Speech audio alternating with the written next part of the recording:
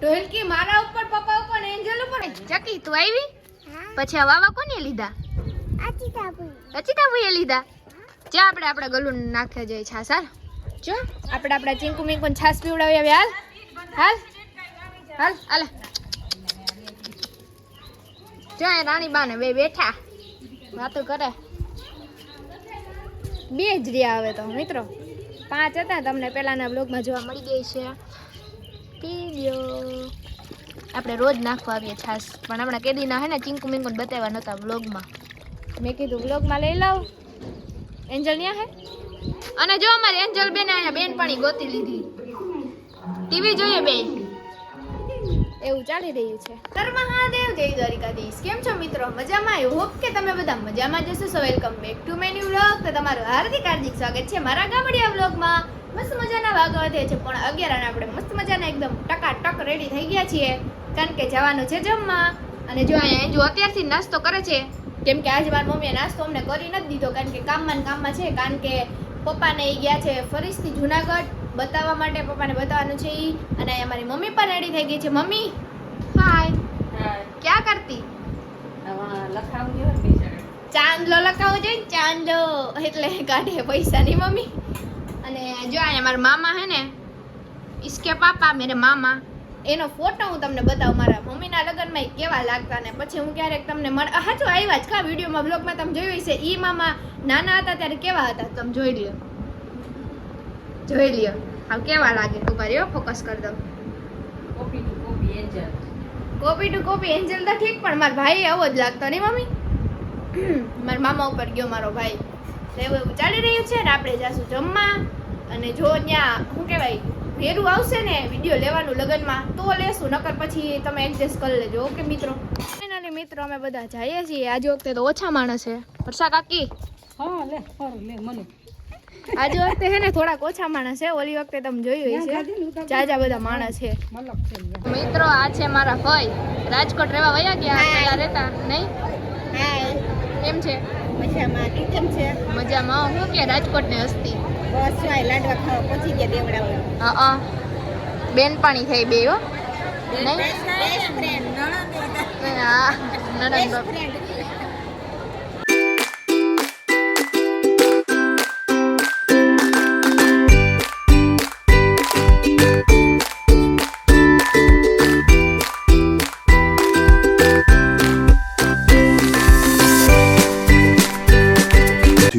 hours later. Finally મિત્રો પપ્પા જુનાગઢ થી આવી ગયા છે. પપ્પા શું કીધું ડોક્ટરે?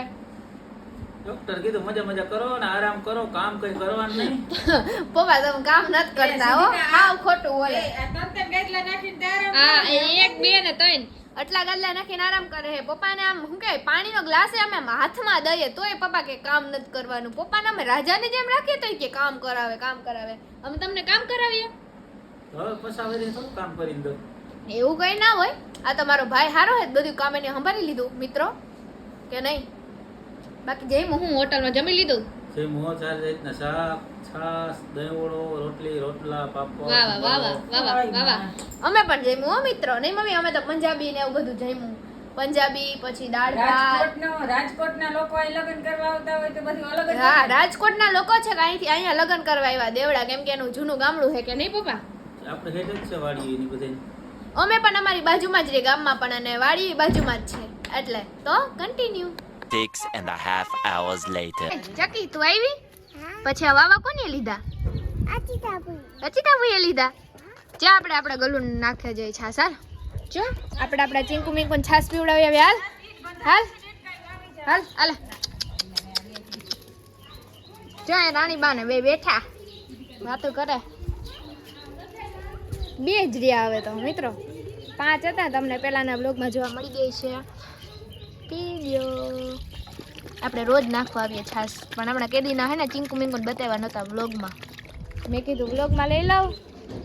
એન્જલ ન્યા હે અને જો અમારે એન્જલ બેને અહીંયા બેનપણી ગોતી લીધી. ટીવી જોઈએ બેન, એવું ચાલી રહ્યું છે મિત્રો. મસ્ત મજાના વાગવા થયા છે 7 અને આપણું ડેલીનું રૂટીન ચાલુ થઈ ગયું છે. સાંજનું આપણે કરવાની છે રસોઈ.